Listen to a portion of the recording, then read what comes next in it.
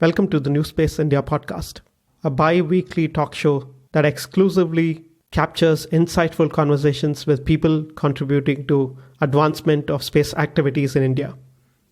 The New Space India podcast is pleased to announce our association with Dassault Systems, a global leader in providing business and people with collaborative virtual environments to imagine sustainable innovations. Dassault Systems Solutions support startups, small and medium-sized enterprises, and original equipment manufacturers in developing disruptive solutions for space launches and satellite propulsion. Recently, a supply chain digitization study with Dassault Systems was conducted to provide a foundational understanding of the supplier landscape in the Indian space ecosystem. Please use the link in the description to download the public white paper of the results of this study, which will also give you a perspective on how ready Indian suppliers are to enter the global space market. This is a New Space India podcast, and today we have Garib Scientist. From here on in, we will address it as GS for convenience sake. And he is, of course, one of the most prominent science communicators in India, with his YouTube subscription base of potentially 250,000 people, having subscribed to his channel, with videos prominently on the Indian space program and others as well. So welcome GS to the show. Thank you, Naren. It's an honor. Of course, you will not get as many downloads for this episode as you would get for your videos, I would suppose. I have a very small listener base, but hopefully this is something that people will enjoy listening to as well. So let's get started with knowing what got you into addressing science communication and especially space. Yeah, so this started in 2014, October 2016, sorry. And before that, in 2014, I was having different websites and different YouTube channels regarding tech, mostly tech and some science.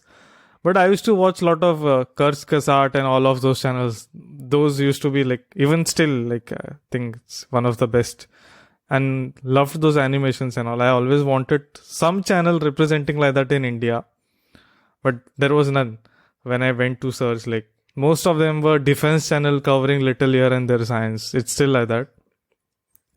That's when I decided let's do this, because I was already started with a science article website, kind of here and there in 2015-14. So then I started let's make Garib Scientist. So that was the aim. I could not find the content I was looking for, basically. So what was the content you were looking for? Anything related to Indian scientists and Indian work in science, basically. High-tech work and science-related work. So I'm one of those people, great if somebody does science stuff outside, it's great, but what is India doing in that field? That is what interests me more. When I learned about quantum computers, I was happy. It's great, it's interesting. But what is India doing in quantum computers? That is what is more interesting to me. That is what drives me. Right, I am looking at your YouTube history as such, and initially I think you had a lot of videos on mostly a lot of the broad science things. I see that your early videos are on why satellites don't fall, or vitamin D from sun, and dropping nuclear bomb on a nuclear plant. And so I guess you were quite broad at the beginning, and then you are now narrowed down to ISRO. How come? So this is what the algorithm does to you. It won't push you. It won't push you to one side. It will slowly nudge you. Slow nudges, and you'll find yourself in a pit where you can't come out of suddenly. So I think the algorithm has kept pushing me. Now I have to go back to it. I've slowly started going back to mainstream science, Indian science. But this is what the algorithm does to you. Once you see in a certain section or a certain category, your video is performing really good, you're mentally incentivized to make another video on it. If a video on PSLV does good, you want to make the next video on something related to PSLV, something related to ISRO. It's a weird effect. When you experience it, you don't even know that you have been stuck in this algorithmic magic. It's weird. So when you started doing a lot of the research around not having, enough science communication or enough things that you wanted to read or even watch, what was it like? As in, where did you try to find articles that you would want to read, or what was the kind of content or stuff that you wanted to watch by yourself? Yeah, so usually, even how I make videos on YouTube is it's what I learn in a week. That is what I then make a video on. And I always like reading about new stuff. And also, even if you see, there's a video on my channel which shows why the Bluetooth Corporation did not file a copyright claim against Bajaj. If you see the Bajaj logo, and those were things I was curious of. I learn, and many times a point came when I started reading about Indian stuff and Indian science. But basically, I found channels on YouTube which was covering their country's progress, but there was nobody covering our country's progress. And it was not like our country was not doing anything. They were doing just nobody knew. All of these Indian institutes live in their own bubble of sorts. They think if people among the institutes know, the entire country knows. Take example of a CSIR. It's such a well-known institute among science people, but does the general public know about CSIR? They are doing so much stuff, but whereas the general public heard about CSIR. So this is what I was irritated by that fact. Like, there are so many such good things in this country, yet they don't come outside.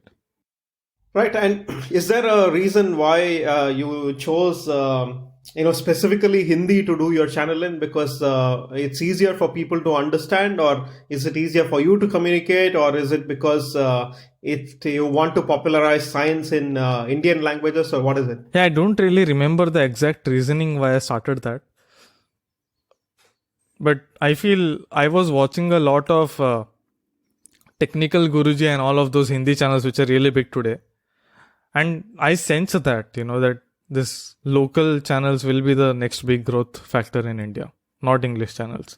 And that happened. If you see today, all the big channels are Hindi. Yeah, and it's an interesting trend as well. But now I think even, I'm from Bangalore, for example. I see now also this trend of further localization happening, where I see, tremendous amount of YouTubers that are coming out in local regional languages. It could be Marathi, it could be Kannada, it could be Telugu, it could be Tamil, whatever, Punjabi or Bengali or whatever. I think that is also taking off in quite a nice way. But of course, the Hindi audience will be much, much bigger because of the pure population and the size of the community as such. Right. And it's not, and now, at least for the past few months, I've started adding English subtitles, since I'm getting a lot of audience which are asking for it. So now almost 33% of the audience watches on subtitles. Just subtitles.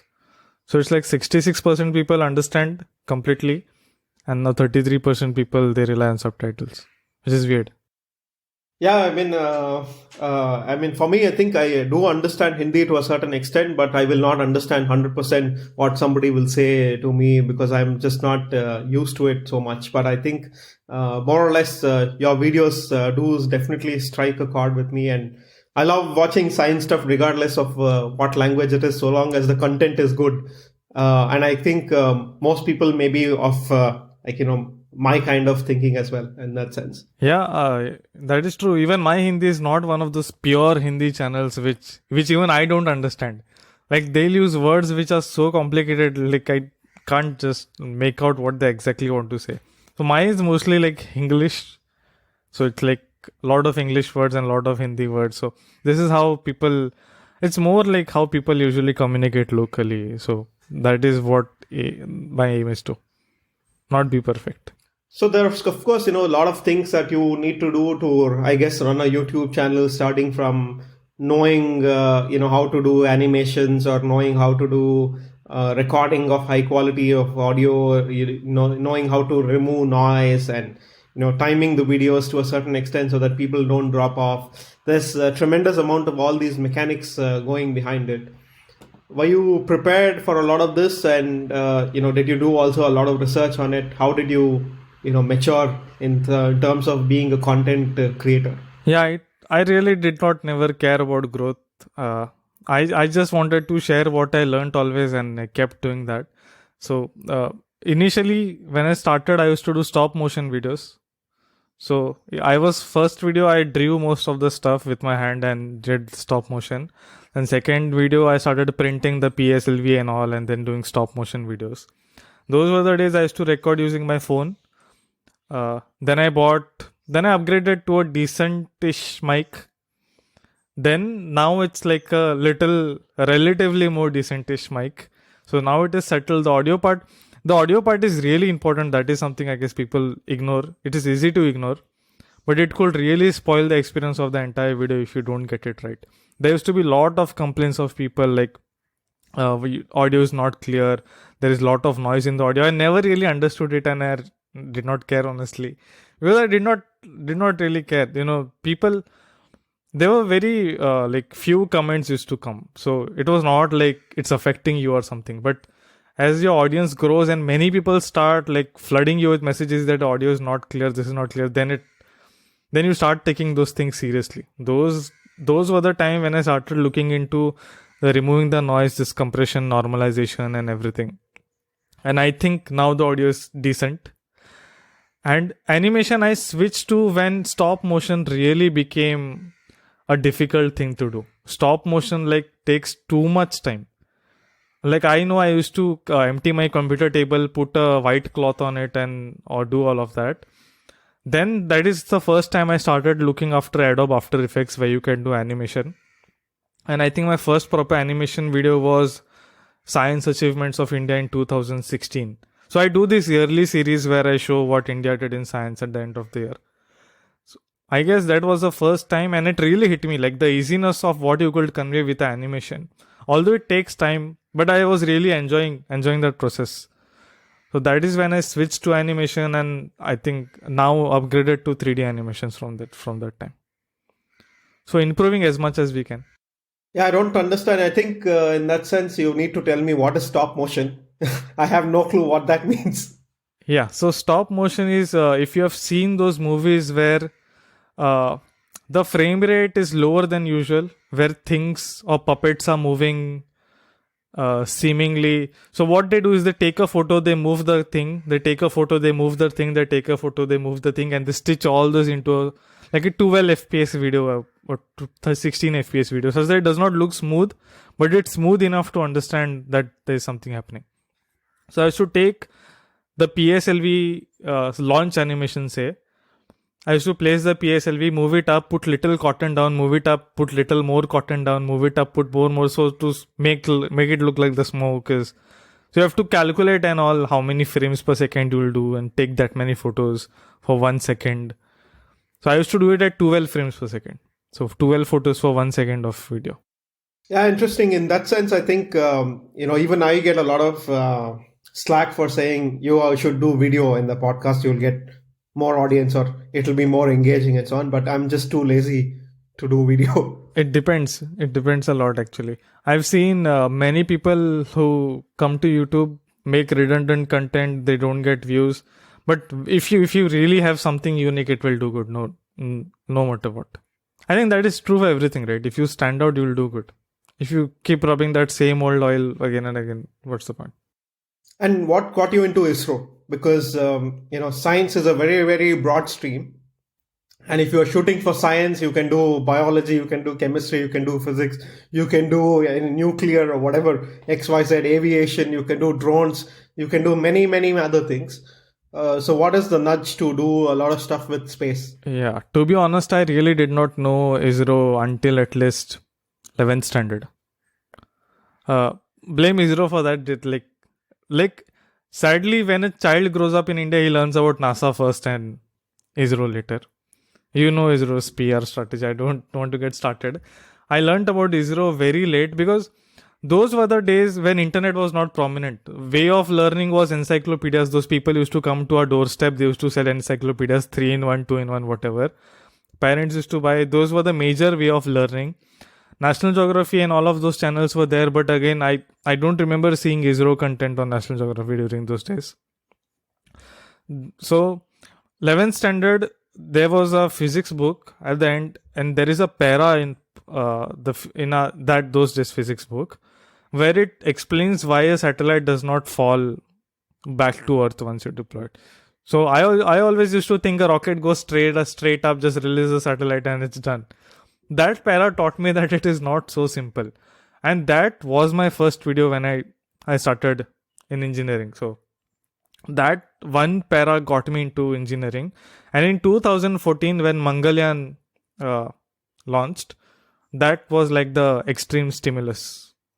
So those two combined did it for me. But again, there's a lot to learn about ISRO. I think through these unofficial sources and the traces that they leave, there is a lot. I have not experienced Chandrayaan 1. Like, I really don't know. I know, but I've not experienced it like how I've experienced Chandrayaan 2, right?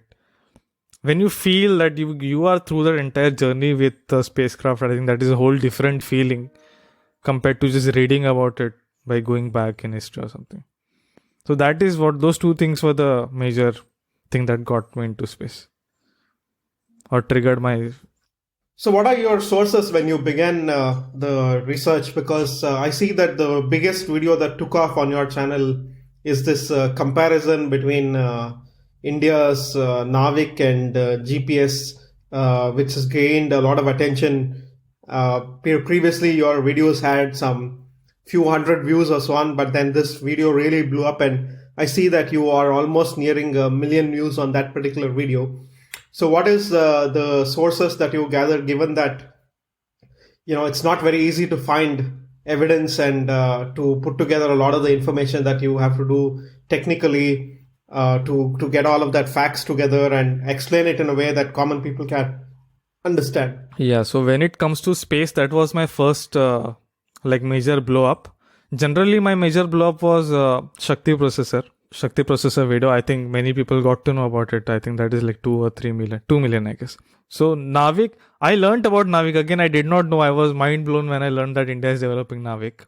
It's like when you learn something you did not know, that is the best feeling ever. So I learned about Navik. Now generally, like naturally, I was triggered. How is it better than foreign counterparts? I started 2017 video, I guess it is 2017. Yeah, 2017.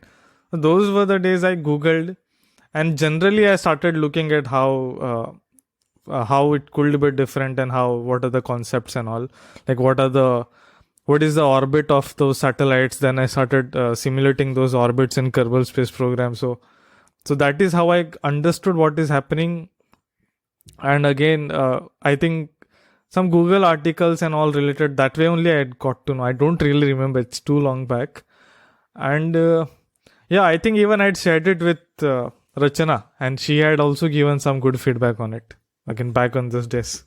It is, of course, for anybody who's new entering the field, if you just visit the ISRO website, there's hardly any information that you will get beyond a few lines, unlike the others. There's no point in visiting I only visit the ISRO website for images and videos. That's it. And even those are difficult to search. And the web team has a very bad habit of removing videos out of nowhere. Like after some time, randomly videos will disappear. Randomly links won't be working. Like the RLVTD videos are missing from the site now. I don't know if they have some limited server space or something, and they're doing some jugaad and let's remove this and you'll get space for this video. What I don't know what is happening there, but it's very irresponsible behavior from the web team. Like even generally, where are the videos of ISRO? Like this US people and all, they have an entire Apollo generation. What generation do we have? I mean, it could have been Chandrayaan 1, Chandrayaan 2, Mangalyaan 1, but those were not, the history of it was not recorded properly for us to experience it in the future. Now, I have not experienced Chandrayaan 1 properly. Same with Mangalyaan. And man, I don't know, the video team, the server team, they need to get things right. I think that's why this ISRO Reddit people and all, they always archive this stuff. That is correct. And, it goes back to the fact that there's no budget allocated to this, and there's no focus on public outreach as such.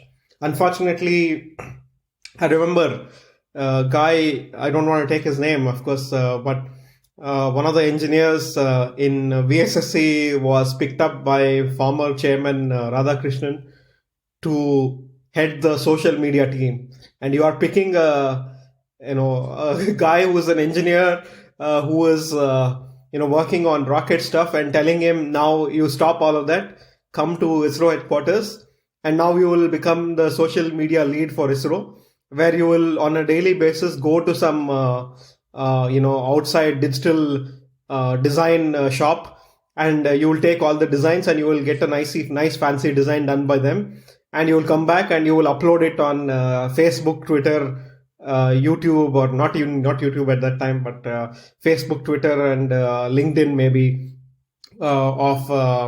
in all these social media sites, and you have an engineer deputed to do this from VSSC.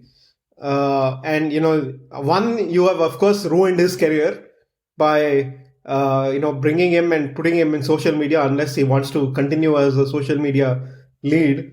And second is, he's not specialized for the job. He may be very good at depicting the images technically, but the messaging around the video, how the consistency of it, how do you make sure that people engage on it, and just putting up something is not the best. You have to keep the conversation going around it, answer questions around it. Many of those things have to be addressed, and it all points to one thing, which is the lack of focus in funding public outreach itself. But that is sad what happened with him. But I think we have seen one of the best outreach efforts during Mangalyaan. I think the kind of graphics, my friend then was saying, those people used to respond on Facebook and all, like that was the peak of ISRO's outreach strategies, I think, under Radha sir.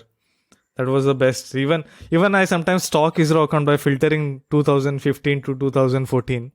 The kind of images and the kind of updates they posted, just the best in class for ISRO they ever had.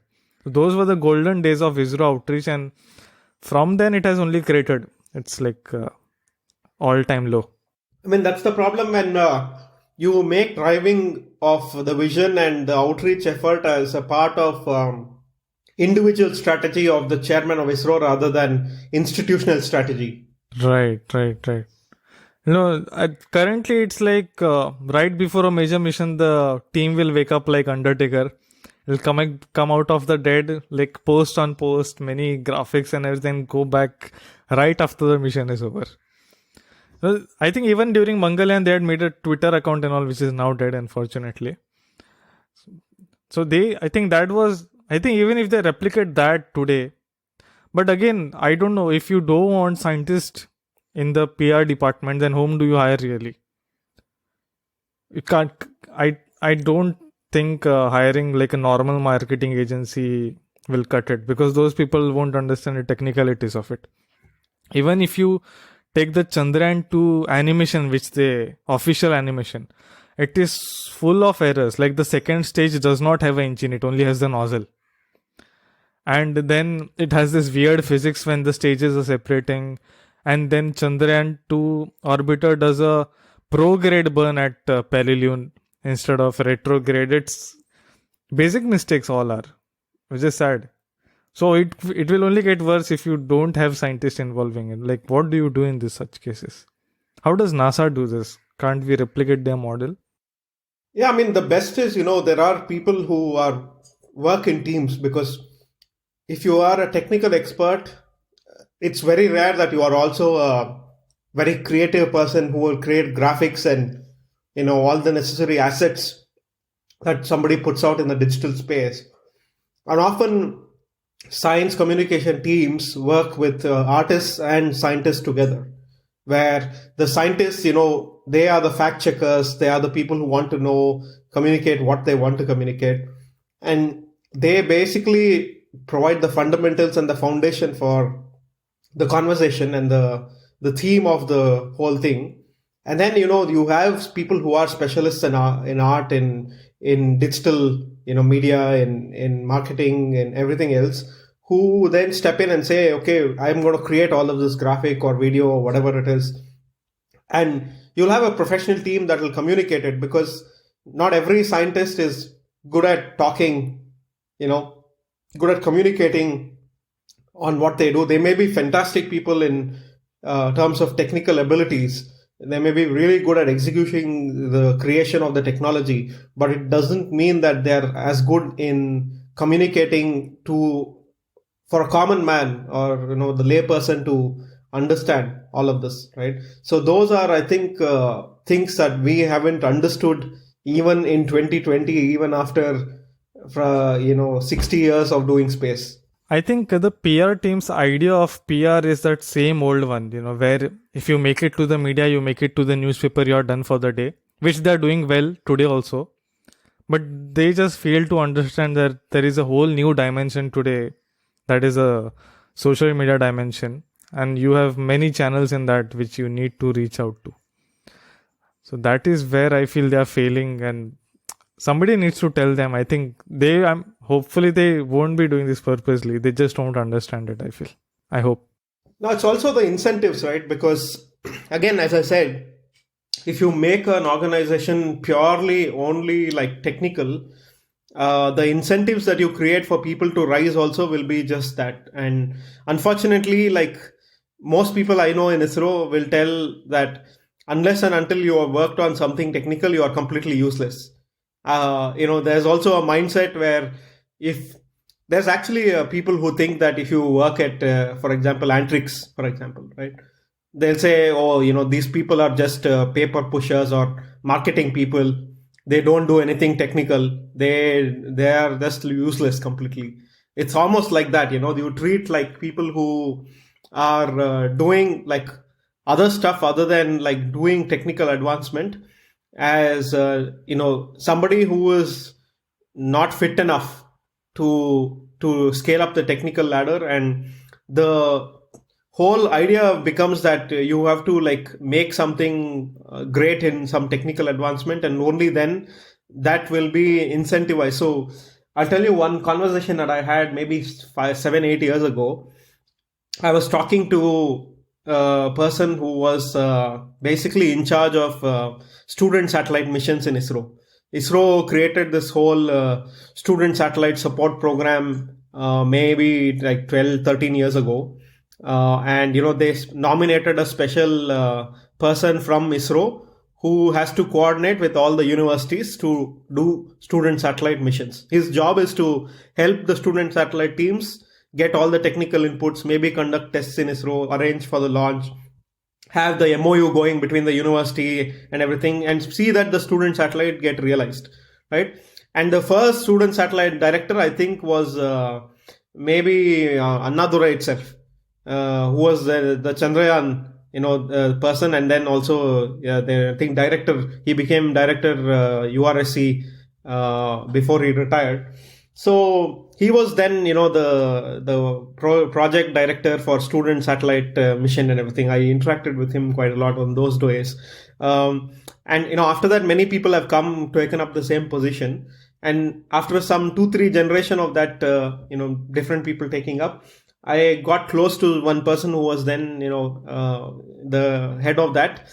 And I told him, sir, how many proposals do you get, every year? And he said, I get like 50, 100 university proposals for student satellite missions. But he was very honest with me, and he said, look, I can only do so much for all of these people because when I go to my, appraisal, my own promotion after 3 years, they will ask me what technical developments you have done for ISRO, which technology you worked on, and what is the contribution you made to ISRO. And if I tell them I helped these 50 universities do CubeSat or small satellite or some other thing, they'll tell me, very good, you have done very good public service, but this is not worthy of promotion.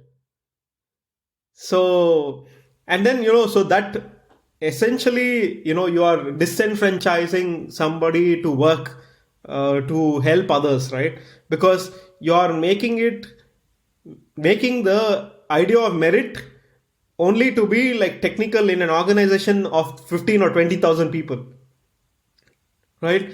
And you may be still a scientist, but the idea is that some scientists work on core technology, but some scientists work on helping other institutions in the country, helping other people in the country. Some scientists have to go help other institutions adopt space technology. Some other scientists will have to go do communication, science communication, so that other people in the country will benefit.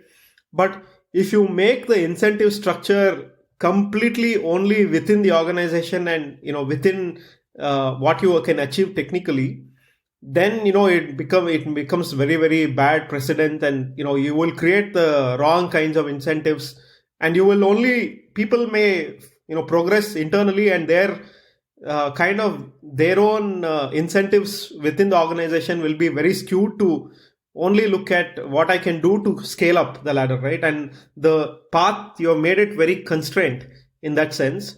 And it's not very broad today, right? I don't know if the system has changed in the last 5 or 6 years, because I have not really kept track, but I don't think it has. One thing many ISRO scientists tell me is there's no clarity on what they can speak in public. And national security is one thing that ISRO should just record on a speaker on their phone and just play it whenever they want. Whether it's RTI or whatever, they're like, national security, section 18, RTI can't be revealed, whatever. This needs a big change. I don't think this will be a simple change. As you said, incentive is only not there for the person to do this. What is DECO doing really? The problem is DECO's videos were good for those days, a decade or 2 decades earlier maybe, but problem is they have stayed to that quality only even today. The consistency in this case is not good. There is no improvement in DECO's animations. There's some, I've seen some really, but then again it's that same 360p footage from, I don't know, 1980s or 1990s. Same with the cameras. They stick to this 4:3 ratio, which again is a 1990s thing. And then Doordarshan takes that 4:3 feed, stretches it to 16:9. Now suddenly all your scientists in the footage are fat. The rocket is more fatter. And I feel this is the reason why GSLV Mark III has got that nickname Fat Boy. It's relatively lean. Doordarshan does this stretching thing, notorious for this 4:3 to 16:9 conversion that it does. Or is it ISRO? I don't know who is really doing it. When does this change? We are still stuck in the 90s for this PR and outreach, both ideologically and what work they are doing. If the chairman will come, speak to his favorite journalist once a quarter, drop some big news, and that's it. We had an entire HSF conference where they showed off Vyom-Mitra, where they showed off the space station model and all. None of that is on the official website. No tweet from ISRO, no social media post from ISRO. How is a common man or even other people who are trying to make others understand, how will they educate? I had to take permission from certain media people to allow me to use that Vyom-Mitra image because ISRO did not post the image. These are basic, right? These don't even require much effort to do. Posting a page, a new web page, how much time does it take? This is voluntary service. I think anybody can do it. I don't know. When will we see this improve? If from those cameras you can't even read the ISRO text properly on the launch pad, what will they do during Gaganyaan? You forget the faces. We won't even be able to see that India flag on their suits. Again, it's an incentive thing, and it's all about. And ISRO, in that sense, has been very lucky that you go and bash somebody in ISRO, saying, why do you guys are spending so much money on something where you can build some toilets, or this is like the usual camp of people who think you have to do you should not do all the space stuff and spend on toilets and others. And you will see people, even with that bad PR strategy, will vehemently defend ISRO, and they will say we need all of this, it's a great institution and everything else. And imagine them having to do if they did the actual state of the art stuff in communication and PR, that'll be at the next level. And I think this is also a reason why you will see the case for expansion in scientific R&D in India in terms of GDP contribution to tech, the money that they will allocate to science and technology, right? Having done all of this, not done anything in much in like communication and PR for science communication, they are not able to expand. But if they really want to expand science and get more money into science through the GDP percentage, increase in the GDP percentage, all of this matters in the long run, because that's when people will ask, why are we not funding enough all of this? Why are we like doing very little or so little increase over time for all of this? And then I see that all of this connects systematically to the whole conversation and the way you can increase. And unfortunately, that's been the case. In the last 10 years or so, you've had the increase in budget is there for ISRO, but systematically the manpower has not increased. The number of scientists getting into ISRO has not increased. They don't have any track for people who are studying abroad. I have maybe 500 friends who are in Europe, US, Japan, Singapore, Australia, many other places, who have done PhDs, masters from premier universities in space related fields. And like for them to like have a clear path towards technology leadership roles in ISRO is not there. Like, it's very difficult for them to like go back, integrate to become leaders in technology. So I have a friend who has done a PhD in SAR antenna technology for, small satellites, and his designs are flying on high-end Japanese satellites, and now he's in NASA Ames and everywhere. And you have many, many Indians, hundreds of Indians in those positions who can contribute back. But there's no incentive structure to come back for them to come back. And you look at what China is doing doing exactly the opposite. They are creating the incentives for them to come back with all their knowledge back to China. And that is how they are progressing. They are making other countries' taxpayer pay for these people's knowledge development, their own Chinese nationals' knowledge development. And then once these people have gone on to a certain level in technology maturity and their scientific background is so good, then the Chinese government is creating the incentives for them to come back to China and basically ride on 10 years of investment that some American university has done in them, or European or Japanese university has done in them. And the benefit goes to China. In India's case, it's almost the opposite. I get almost weekly resumes from ISRO people saying, I have had a stagnation here, I want to go look for a job in Europe or US. Oh, see, them doing good PR is finally good for them in the long run. ISRO can single-handedly produce more scientists in this country, like exponentially, just by doing good PR. Even Rakesh Sharma had once said, right, his dream for becoming a pilot started when he watched some video related to this. That's how you get inspired. You don't, like, reading is a great form of learning, but it's not very inspirational per se, relatively for me. There are many people who just by the visual of something will get triggered to do that in the future, or to aspire to become someone in the future. And I think today's kids, if you see 11 years, 12 years, they know about space.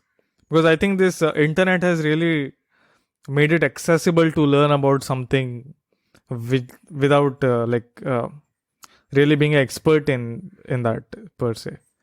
So I think if ISRO does it, it's beneficial for the entire country, because it's the most popular science organization. There are many others, but general public does not know that. Like for Chandrayaan 2's landing, my parents were awake at night. That was the biggest surprise ever. I can't expect them to do that. That is not just expected. But the fact that they knew that something like this is happening, there is an organization that is doing it, that was just too good. I think it's lot of huge potential which is getting wasted from their end. And of course, they are putting roadblocks for people who are trying to do it on their own. That is a whole different topic. See, if you can't do PR, it is understood you have budget constraints, but at least make it easy for those people who are trying to do it on their own. At least remove the roadblocks for them. At least that can be done, right, without much effort or budgets. Yeah, even having an open day, in different ISRO centers is a very good idea. You can have an open day where people can register for the open day. It can be a limited group. I understand that you cannot allow 1 lakh people in every ISRO center walking around a single day, but it can be like a limited day. You could even have one open day on a Sunday or something, or a Saturday every month, where people can register and walk around, and there will be a guided tour for a lot of them. There's a lot, because ultimately, ISRO centers are in so many cities. They are in so many different areas that people, who are keen on all of this, if there is an open day, even kids who learn about this, they will push their parents saying, please register, I want to go visit. Yeah, if you see the IISc Bangalore Open Day, just beautiful. Like all of their departments will have their own displays, and you'll have herds of crowds everywhere trying to learn, kids getting curious. I think that site at IISc Bangalore Open Day is just beautiful. And if ISRO does something like that, that will be even much more powerful. So they can do so much things voluntarily just through organization level. They don't even need a budget for that. But again, if you see even their copyright policy on the website, it is so vague. It's like a cat run over the keyboard or something. Like it is just BS. Like at one point you're like, take permission and make the videos. You can't keep taking permission for everything and anything. It's public. This should be in public domain. Like if you see NASA's footage, everything is in public domain. And I think ESA as well. I'm not sure about ESA. So these all things should be in public domain, and they should. And Deku can make videos that are educational, which can be used by teachers in schools and all to teach concepts regarding this. But I don't know what's up with Deku right now. Deku, I don't know what is going on there. I've heard many things, but I don't know. I think you might have something. No, I mean, the thing is, again, it all boils down to whatever we discuss. It boils down to one thing: the incentives that you set to people. People work for incentives, and their incentives, if it is broad enough, they will. You are making YouTube videos on ISRO because there's an incentive on YouTube that people are watching you and they are learning from you, and the algorithm is now promoting you, and that is the incentive that is making you do more, better videos, better content, better knowledge spreading. A lot of that is incentive based, right? So it's all incentives as to what you set that drive people. And if you set the wrong incentives in institutional sector structures, of course, the outcomes will also be the similar way. Like the reason why ISRO is so successful in its mission is because the incentives are for those to be successful no matter what, right? And these are just things that you have to do as an institution at the country level, and just broaden the horizon a little bit more. And then you guess you have to do a kind of a review, and I guess that's the problem here as well, because if there is a national policy on science communication, and every science institution funded federally or locally has to follow certain norms in science communication, has to create certain roles, has to create certain posts, for example, for people to have certain background. Like, for example, some person should have a PhD with 20 years of experience to head that unit.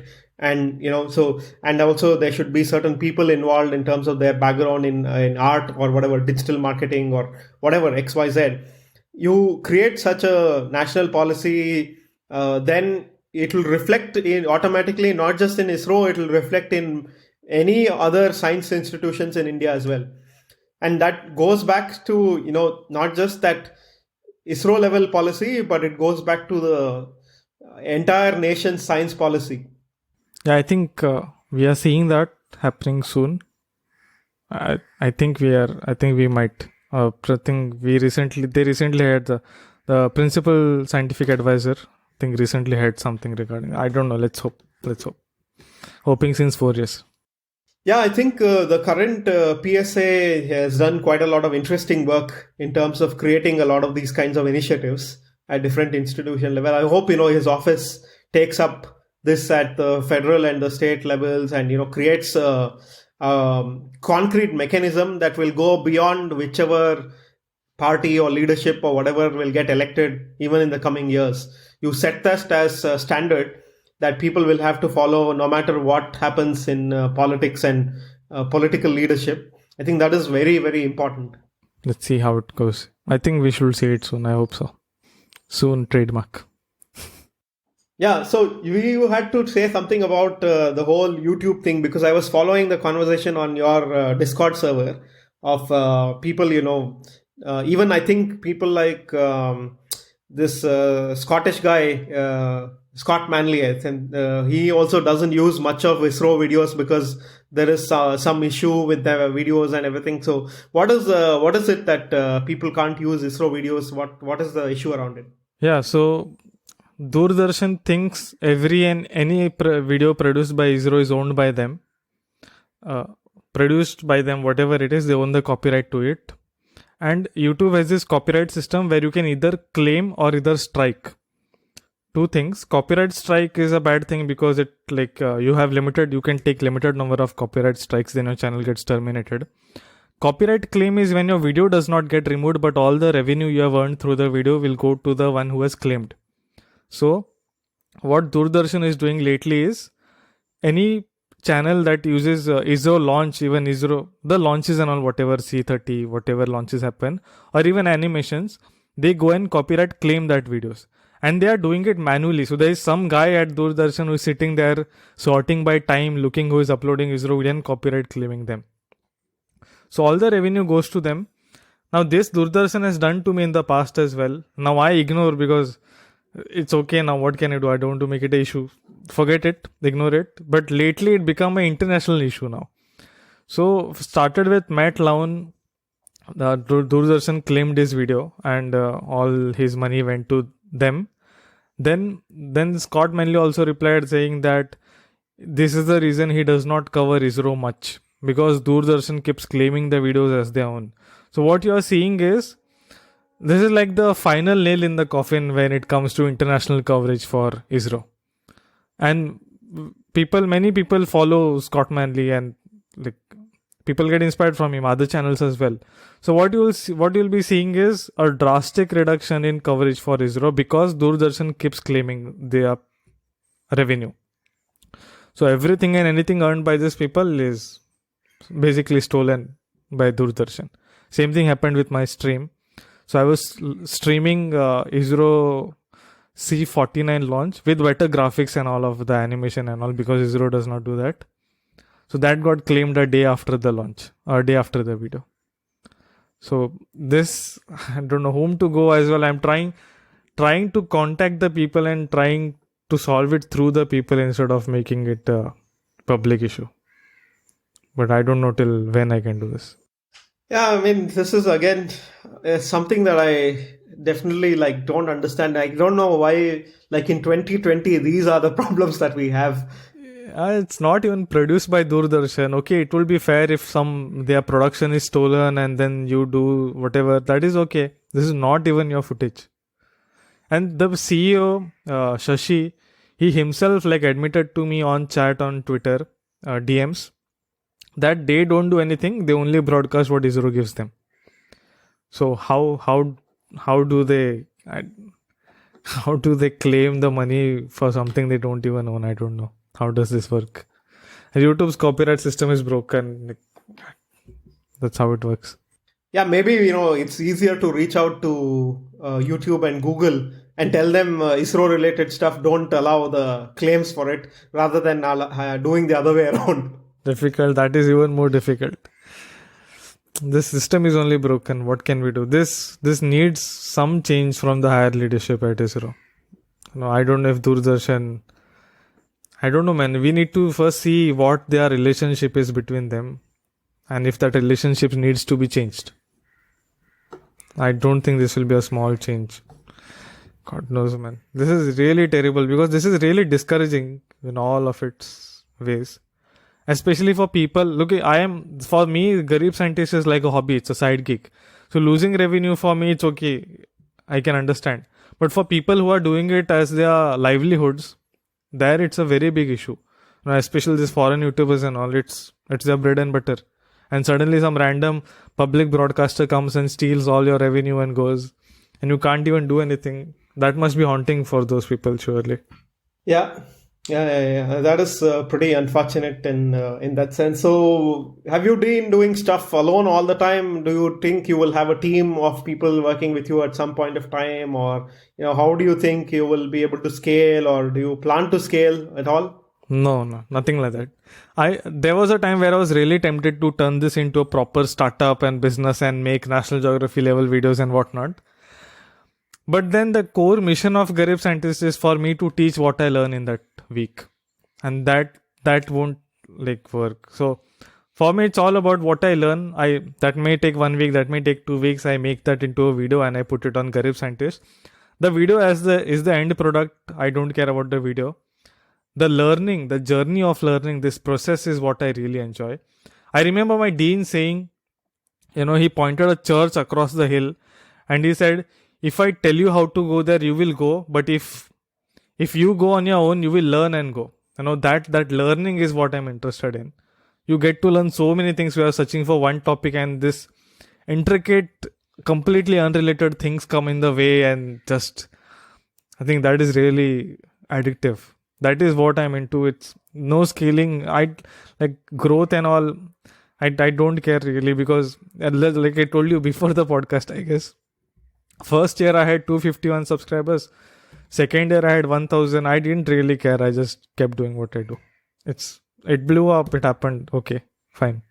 Right, and how much time do you spend on a weekly basis on? I know that you have a full-time job and you need to do your work as such, and you're fairly young, so you still don't have a family or much of the other things to take care of as such.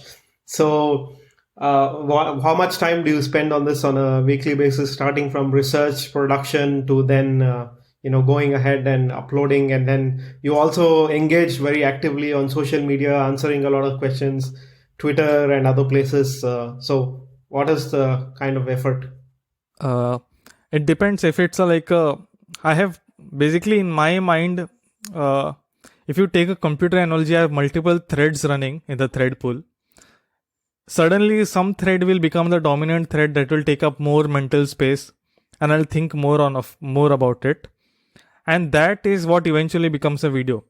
So many ideas are going on always in the mind. One becomes the dominant one. How much time it takes depends. I mentally classify videos into two types, major and minor.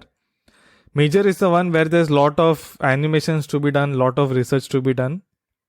Minor is the one which I can wrap up in a week or something if I know about it and all. I can do it quickly. Major videos sometimes take months. I remember that SpaceX of India video I had started in February and I rolled it out in April or something. Many months it took. Some videos can be done in a day as well. But major videos, they are a long mental process. They start for months. Animation, I usually mentally I give it 2 weeks. 2 weeks when I say including the job. So I do it at night and everything like that. Saturday, Sundays. So adjusting for that, mentally it is 2 weeks of me. Around 2 weeks, yeah. Yeah, I mean, again, in terms of your own scaling up of activities or so on. So, do you see yourself maybe someday even covering launch live?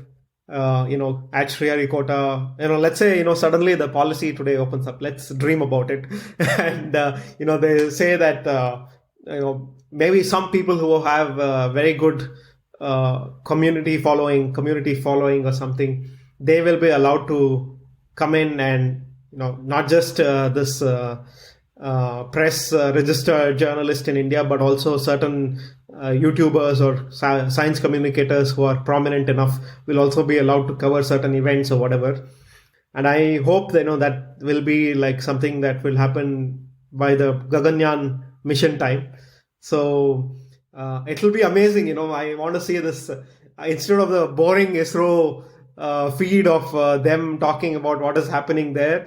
I'd love to see this live footage on your channel, live with you giving a whole live feed of what is happening and what is happening with the launch, and then working alongside. That will be something to really look forward to. Yeah, that will be a dream. But problem is when I'm starting to think about this, my brain just can't can't handle so much. I just don't think this can be done. I don't know, but I would love to do that. But I don't think covering the launch at the launch site has a value versus covering the launch site remotely. Simply because the exciting part is only during the launch, and at the launch site that will go away very quickly. It's like 30-40 seconds and you're done. But I would love to watch. I've never watched a rocket launch in person. I want to watch like every rocket's one launch at least in person. But I would love to someday. I mean, NASA and all, they invite those their countries' science communicators like Veritasium and all of those people. I don't know if ISRO will. I don't know. Thinking about it makes it difficult to think, because I just can't imagine ISRO being so open. Difficult. I'm hopeful, I'm very hopeful about all of that. There's a lot of things that have changed in the past years. The time when I wanted to watch a lot of launches, initially early days when I had very little connections in ISRO, the struggles to get the pass to go watch the launch was huge. You had to know people inside SHAR who will get you that pass. Sometimes I used to go ahead in time to SHAR to know certain people through friends, for them to meet me in person, give that ID and everything else for them to get it inside and get me the pass to go watch a launch. A lot of things have changed today. We had to fight a huge battle to get the whole online registration going for watching the launch, and getting the launch pass through online registration. It takes time, but I think if you are persistent and you try to build a community and have people tell this to people at ISRO from different points and different points of influence, you can definitely make things happen. Yeah, in these 4 years, if I take non-ISRO stuff, all the science institutes except ISRO space related, I have not seen a change in this attitude, to be honest, in these 4 years. I think the situation is only getting worse.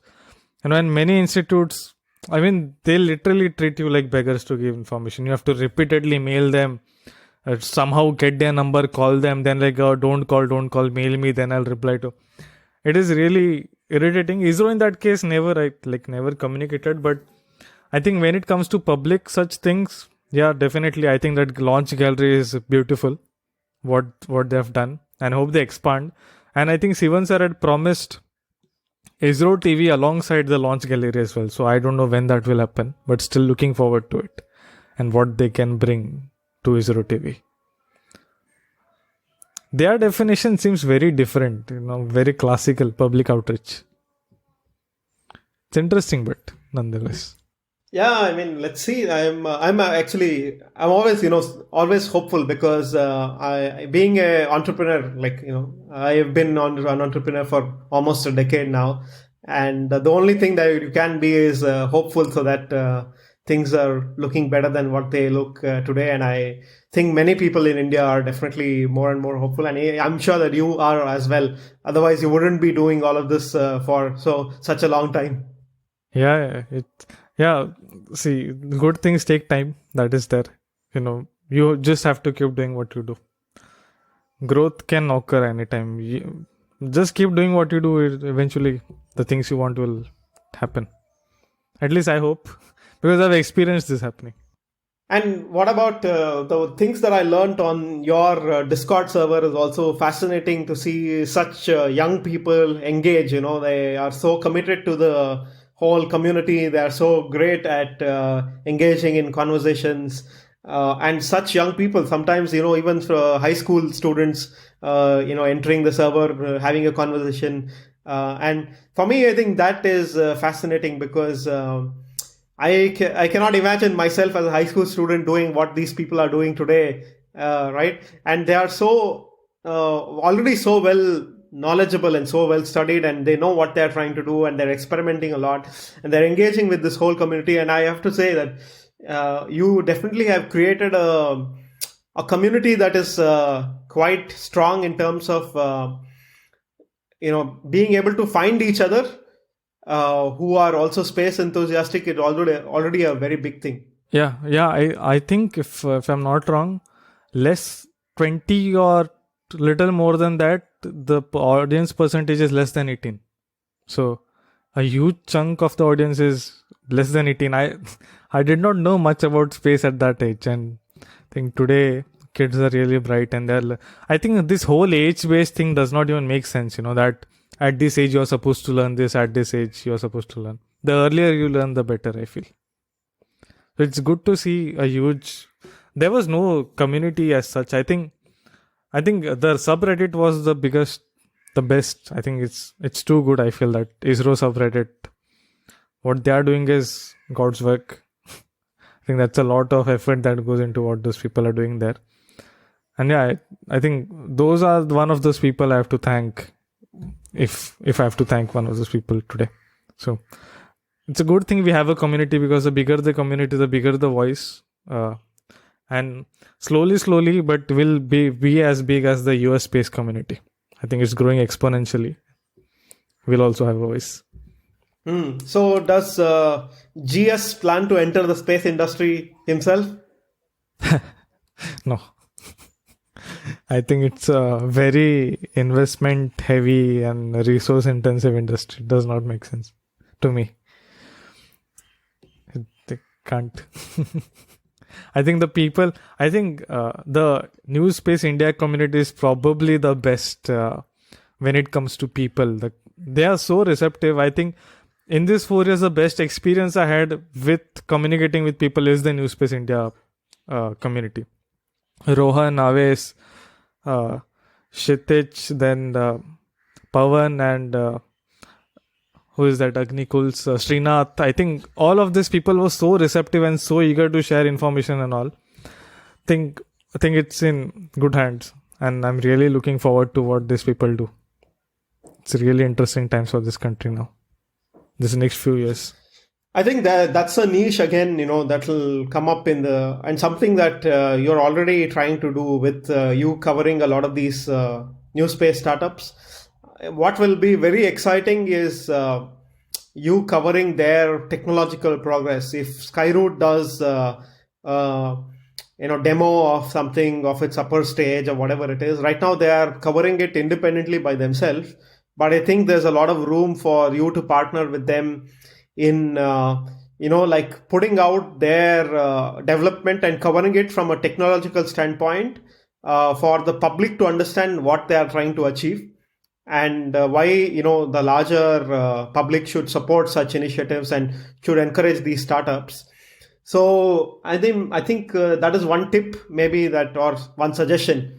Yeah, I've already done that for when Skyroot showed off their Raman engine. I made a video on it. I asked Pawan some details, and so that has already started.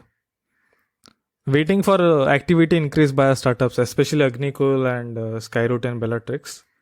Let's see. Even a video from Pixel is in the pipeline, so many things are going on right now, but limited. I'm limited. Of course. So, I think that will be very exciting, because, that may be one of the ways in which even ISRO could be convinced to open up to a larger extent. Because, fast forward 2 years or 3 years from now, if these companies are all progressing quite well, and, they are doing a lot of this, and they are doing a lot of outreach of their own developments in the public sphere, using several content creators, and, opening up their technology goals and demonstrations to a lot of the people who are specialized and have communities behind them, then I'm sure that ISRO guys will go into thinking we should also do some of this, and that could be one way that the system will also overhaul. Yeah, I think we already saw that when Skyroot showed off its Raman engine, that thing blew up. It went viral, and I think after a few days some ISRO web conference or something was there. And everybody in the chat was spamming like, see, Skyroot has done this, why are you not doing this? And some student even asked during one of those, in space conferences, see, Skyroot did this, why you are not doing this? That other person just ignored. they were like, yeah, I think she misunderstood. She understood something else, but he clearly said, look at Skyroot, they shared their progress, it excited us students, why don't you do that? That will happen. That will surely happen. Yeah, I think that is how change occurs, right? It's always very interesting how sometimes change takes different ideas, and it'll almost be always external, and the pressure coming from external sources will make things change quite a bit if you don't find internal levers to happen as well. Yeah. Someday I want to talk to those people responsible. I want to like talk to Sivan sir and ask him why this, why that. Hopefully someday. I don't know. Let's see. Maybe that might convince. Directly speaking to the people involved, I hope. Yeah, I mean, of course, it's going to be an off the record conversation, of course, if even if you want to have that, so Yeah. Yeah, definitely. in that sense. Definitely. So, but yeah, I mean, I would love to the next time I'm in India, of course, if possible, or I mean, if you are available, of course, then I would love to introduce to some of the people who I at least know in the ISRO headquarters or wherever it is. At least having been in the community for almost 10 years, I do have some friends who may be helpful or who may provide you with support internally, voicing a lot of the issues, and may try to help you like sort out a lot of the issues, including copyright or some other things that might help reach the community. So that would be interesting, and I'll keep in touch with you on this, and I can at least try from my end of putting you in touch with a few people who might be who might have the possibility to do a certain few changes.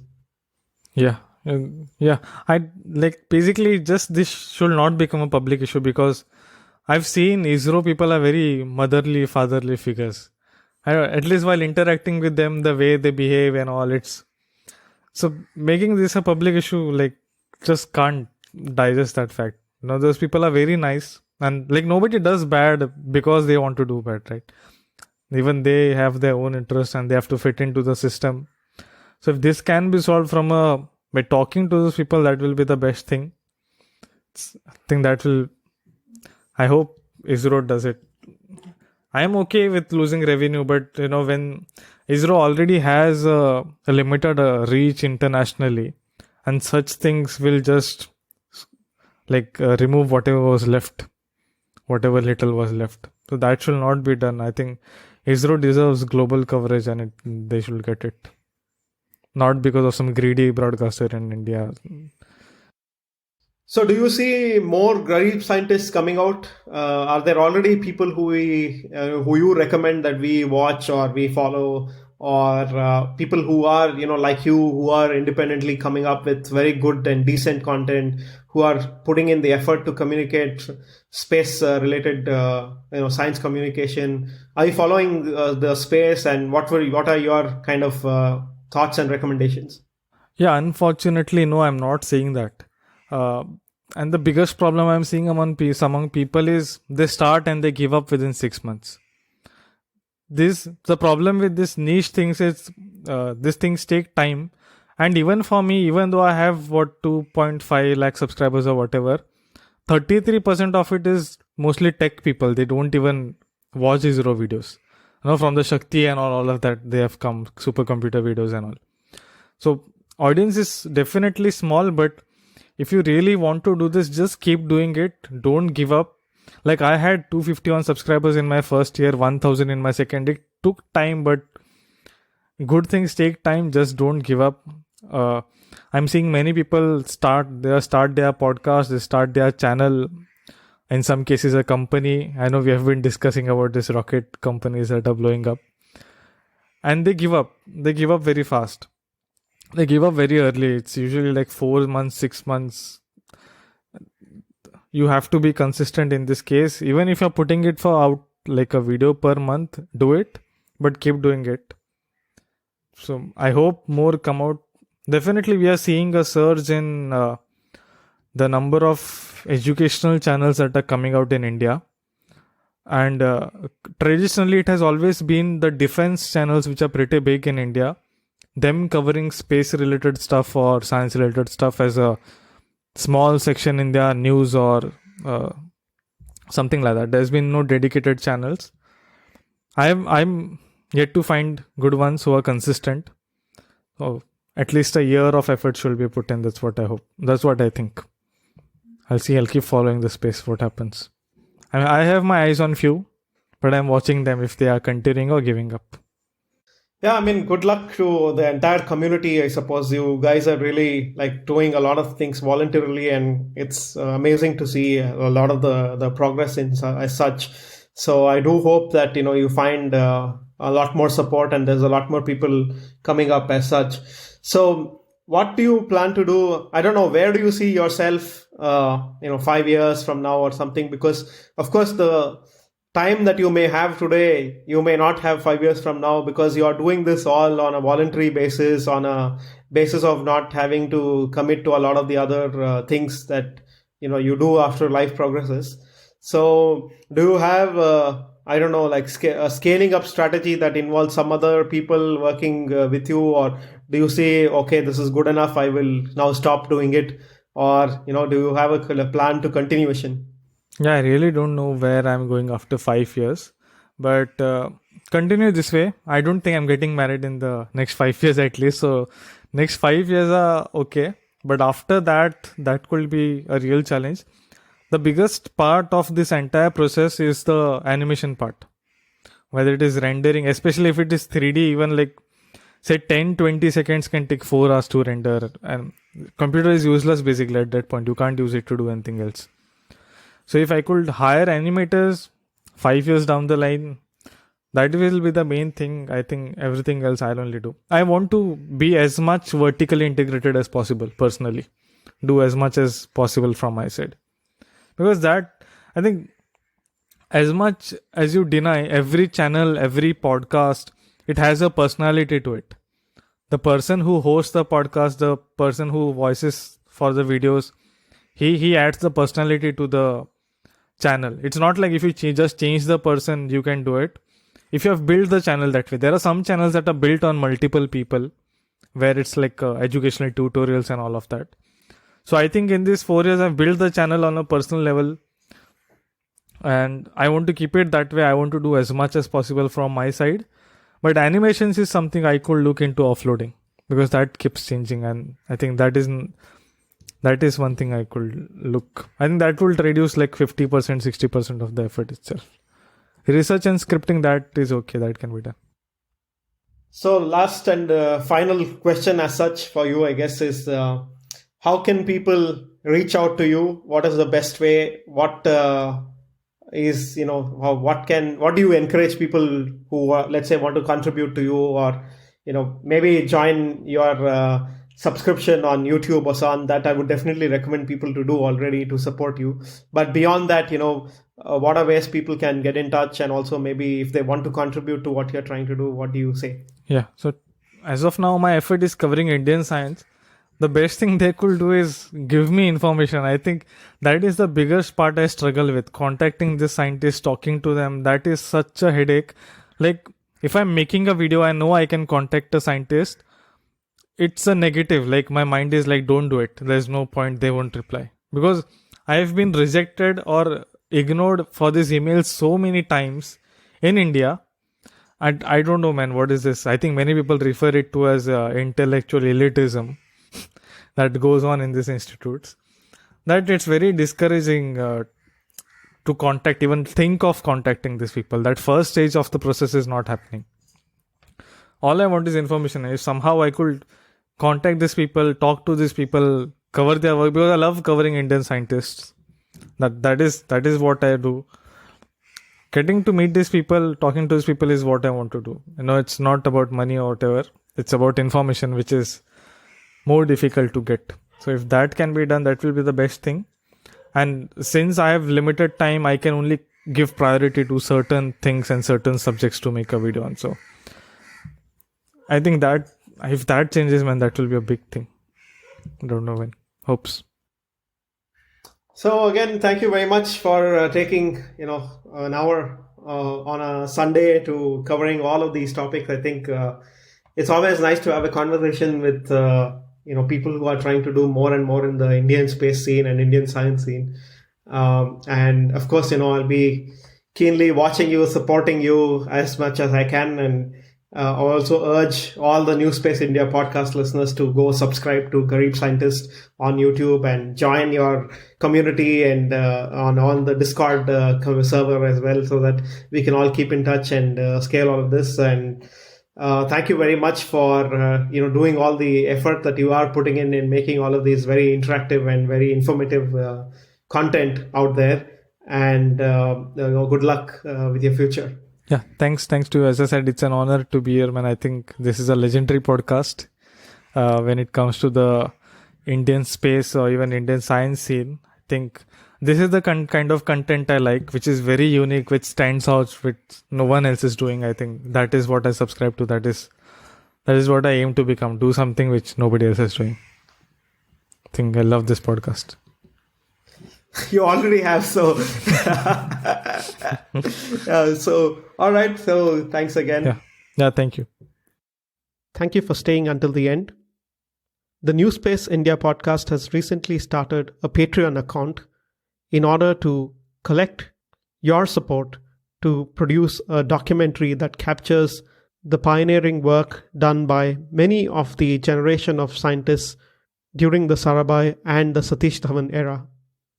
We believe that this will overcome the gap that none of the institutions in India have gone on to create a documentary-style space history project that captures both anecdotes and personal history of many of the pioneers of that generation. Please do check out the Patreon account and do consider making a contribution that will help produce this documentary. Thank you for your contributions.